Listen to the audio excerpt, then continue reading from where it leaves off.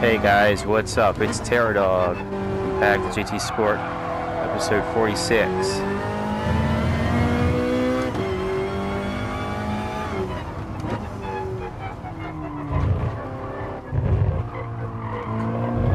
Our next race takes the N400 cars to Sarthe.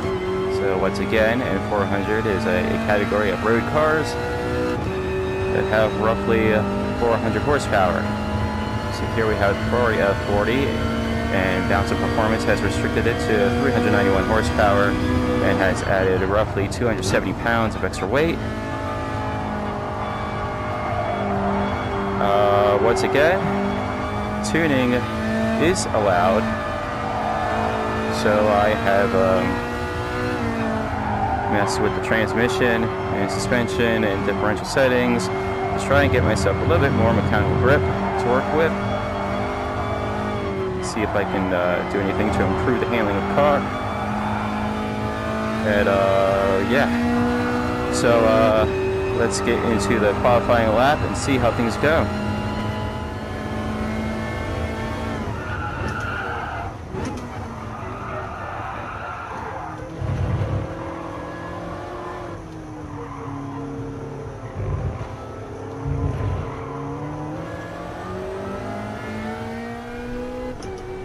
Alright, so here we are starting the qualifying lap.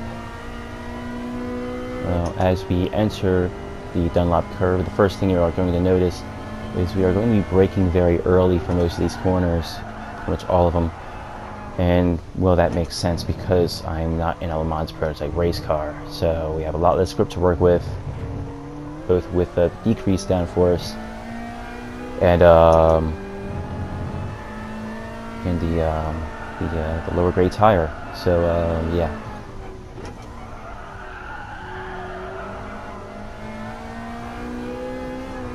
As you can see, I'm behind my personal best at this time by about a half second. I could have been a little bit more brave coming out of the S's, and as per usual, Turret Rouge has some extremely strict track limits, strictly enforced. So going to be a little bit careful going through there.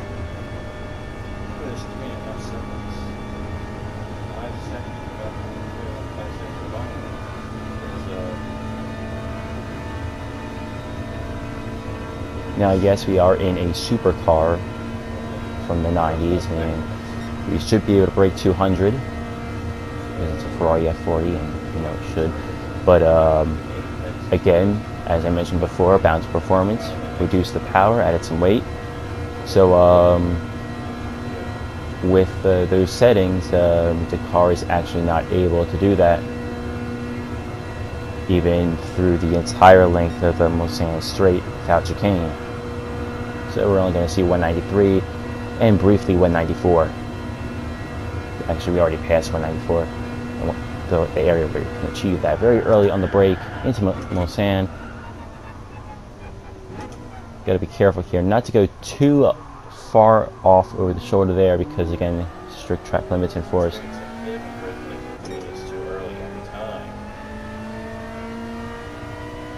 I do gain a little bit on my Ghost here.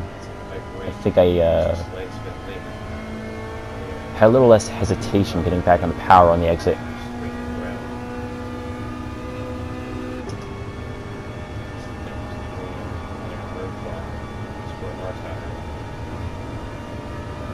Here into Indianapolis,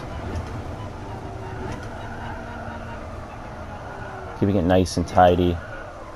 Got a little bit greedy in that second part of the corner, and that cost me some time. But again, I'm still gaining a little bit, even though I missed the apex into Arnage. Very frustrating right angle corner, very difficult to get it just right, and unfortunately, I was slower than my Ghost here.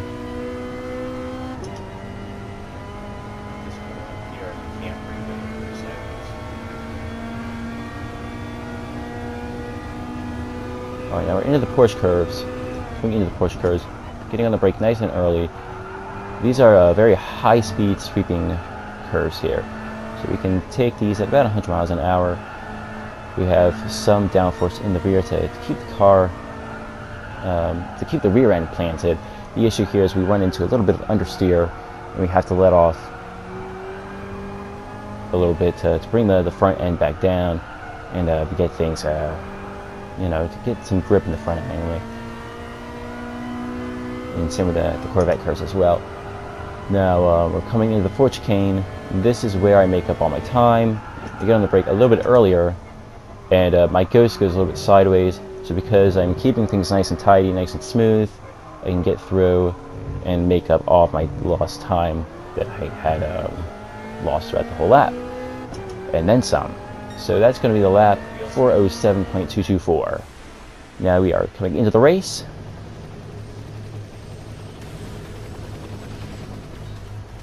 Alright, so bring up the grid information. There we go.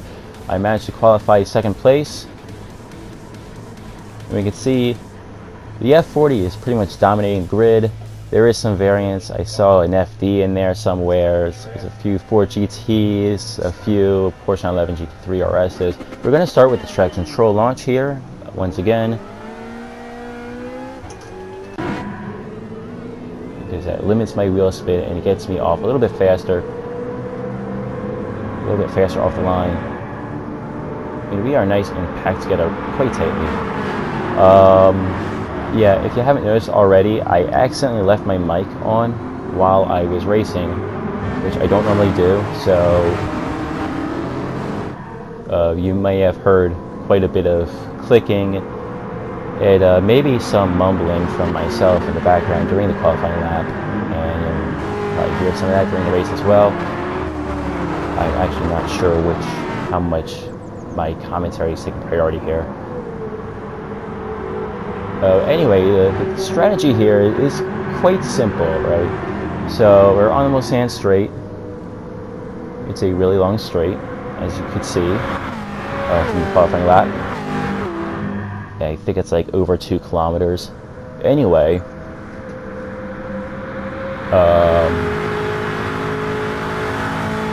yeah, so I'm going to draft the lead car. The lead car is being driven by a top 10 driver. You may have noticed in the grid information at the very start of the race that his lap was significantly faster than mine. So what I'm going to do is I'm going to draft and then pass. Then I'm going to move over and try and give him the draft so that he can draft and pass. Keep things nice and smooth. But he's going to move over, but there's a slight bend coming up, so he can't really make the pass at that time. And now we're already approaching Indianapolis. Right after we get over this crest here, we're going to be hard on the brake. And he's actually going to brake a little bit later than me, and that's fine. He's going to get back in front. And so we're already through Mulsanne. Lots of unlucky drivers flying off of the gravel. The strategy basically is draft this top 10 driver as much as possible and try to pull away from the cars behind and turn this this free-for-all into a one-on-one fight for the lead.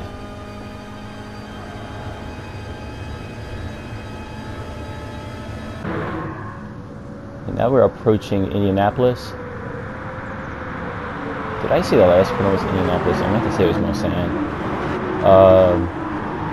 A little bit of dirt kicked up off the shoulder, but I'm not sure that has any real bearing on anything. And a couple more unlucky drivers in the back there flying over the gravel through Arnage. The leader is going to pull away.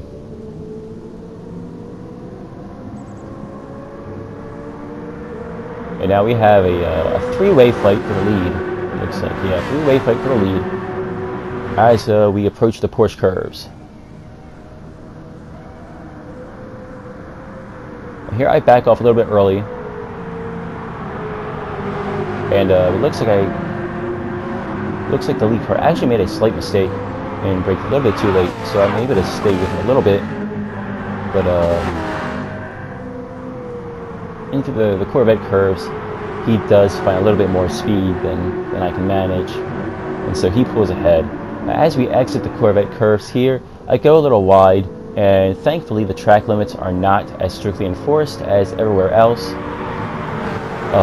I have seen, on YouTube here and there, with the real life 24-hour Le Mans, it seems quite common for cars to fly off on that exit and then just jump back on the track, and it's no big deal.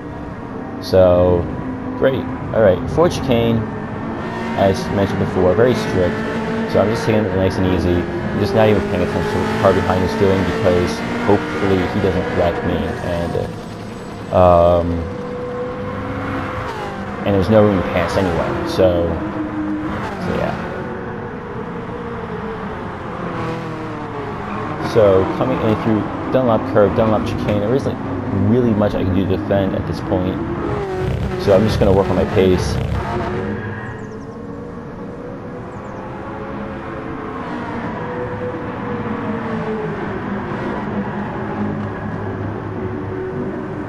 And through the S's.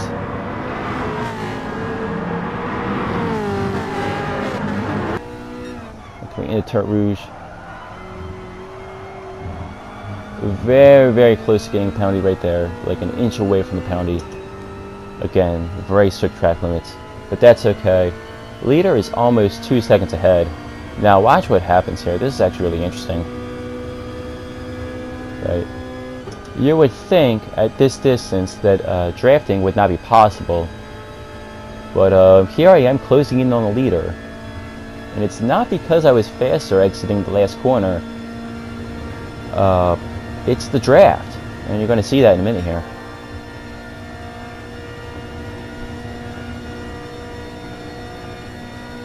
.194, 195, and going faster than ever before. We are in a draft. And there we go, we just broke 200.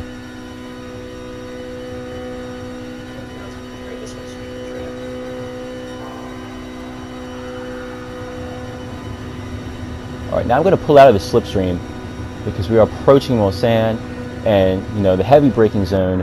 I don't want to have to deal with the aerodynamic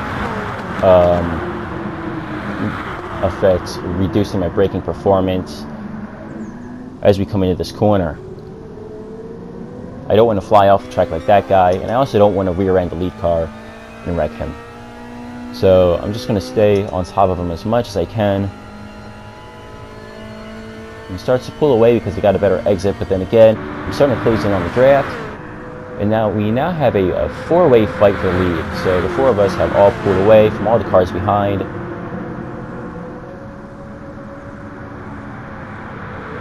Now it should be noted that fuel consumption and tire wear are a thing in this race. However, the fuel consumption is not so severe that a pit stop would be mandatory.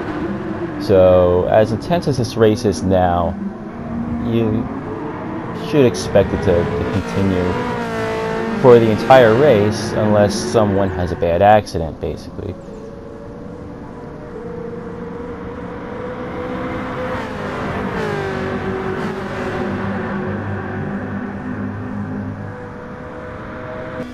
Coming into the Porsche curves, once again, I'm going to get on the brake a little bit early, nice and early, make sure I actually get myself into this corner.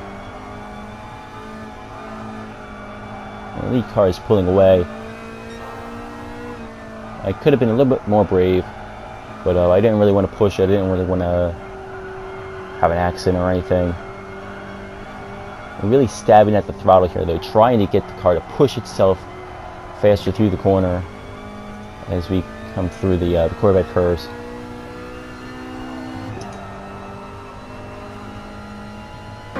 But to no avail. The car has widened the gap, but I have also widened the gap between me and the cars behind, and they are fighting amongst themselves quite viciously, going up to almost looks like they were looking for a pass, and it just wasn't there.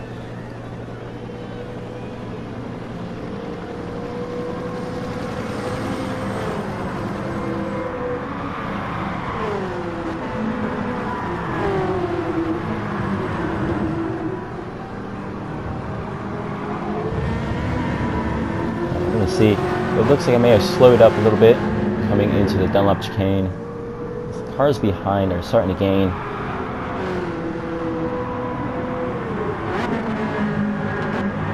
And it's hard to corner confidently when you're used to the very relaxed track limits on other tracks. And then here it's like everything has to be just perfect. Turret Rouge, I braked either a little late and too hard or a little early. Whatever the deal was, the leader is pulling away, and doesn't look like I'll be able to repeat my drafting from the lap before. I'm going to give it a try, but the gap is wider, so it doesn't really look good. The cars behind are gaining, and they have the slipstream.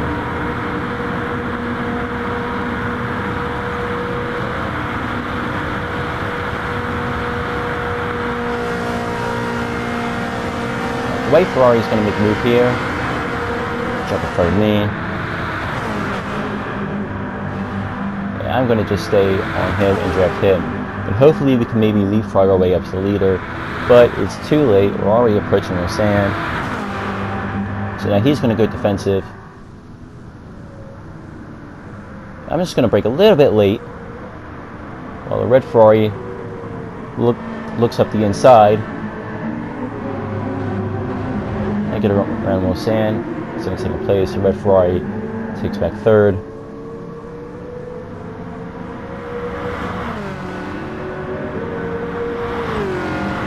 I should say the other red Ferrari behind me.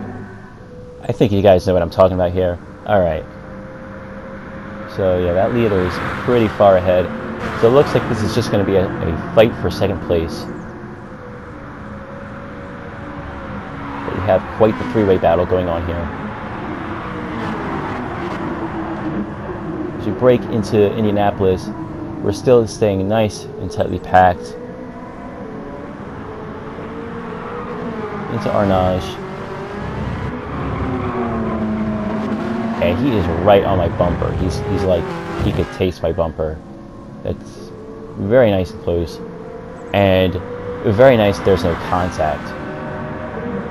That's really good driving right there.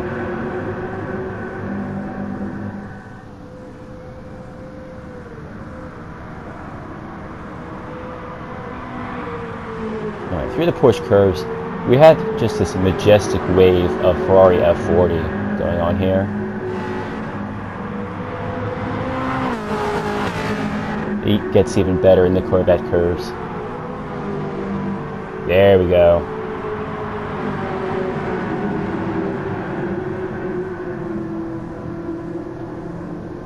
I'm actually not going to run wide this time. Pretty sure it's fast because there's a pile of speed bumps over there if you run wide.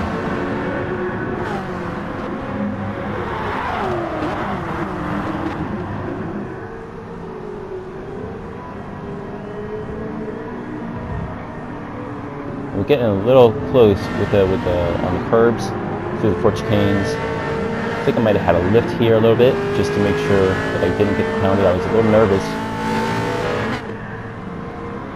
So the cars behind, well, they're not going to fall behind.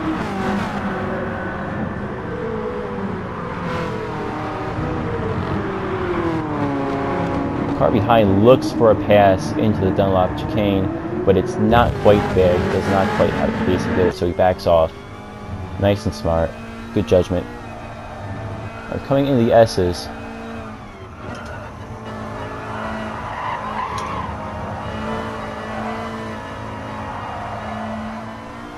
And you can see I was not expecting him to be there on the inside. And there was all I knew was that I heard some tires screeching, and you could see I flicked the wheel back over the other way and for an instant and try and move over. There still was a little bit of contact, but it was inconsequential.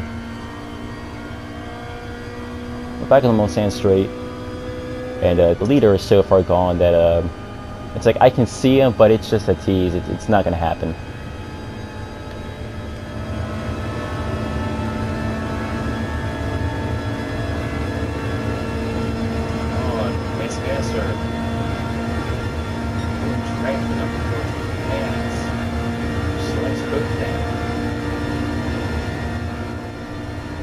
And as you may or may not be able to hear in my muffled frustration, I was hoping this guy would pass faster, as in get in front of me and give me something to draft off of. Unfortunately, he was too close to actually use the slipstream to slingshot past me, so he just kind of creeped up next to me, and then we both topped out at the same time. So we're just side by side, and everyone's just getting slowed down. It just kind of sucks. Probably our last chance to gain on the leader, and it's gone. So I'm going to settle behind him after Mulsanne. And now it's just, at this point, it's like, okay, well, it's not going to happen. We're definitely not winning this one, which I kind of figured. It's a top 10 driver, so can I at least defend my position? Can I at least finish where I started? And now things are starting to look bad for that, but I'm still in this. I'm still right on top of him. So coming into Indianapolis, I'm going to keep the pressure on him in Tournage. This is a very difficult corner to get just right, as I mentioned before. I'm going to brake nice and early, play it safe. He's going to run wide. Now it looks like he's fast enough to draft, and oh, nope, not quite. So, just going to swerve and evade, and pull away.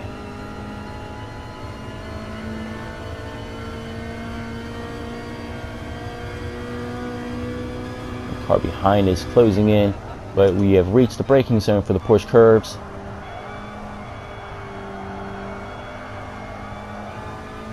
So our three-way battle for second place has turned into a one-on-one fight for second place.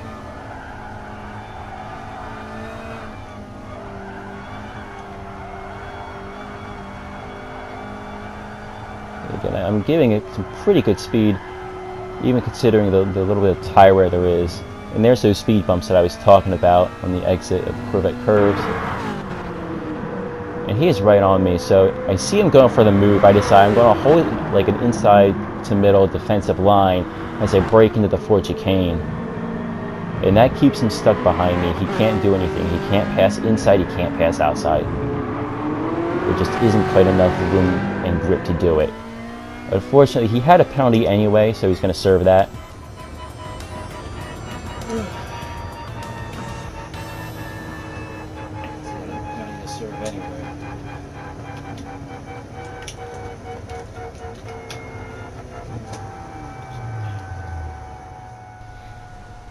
Yeah, so that was an awesome race. Oh man, yeah, that was intense. So it was kind of disappointing. He had a penalty to serve anyway, so I probably didn't actually have to defend through those corners, because he would have been stuck serving the penalty, and then I probably would have passed him anyway. So, yeah, it was still fun. That was a really intense race.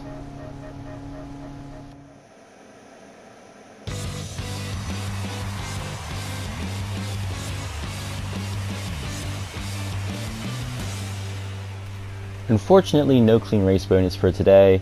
I think I might have tapped the wall in the Corvette curve at some point. But otherwise, hey, it was still a really good race. So yeah, that's going to do it for this video. Hope you guys enjoyed. See you guys next time. Goodbye.